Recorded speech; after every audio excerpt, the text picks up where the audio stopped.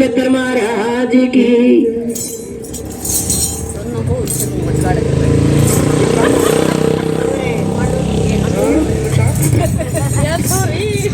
बेबे पर तुम्हारी भी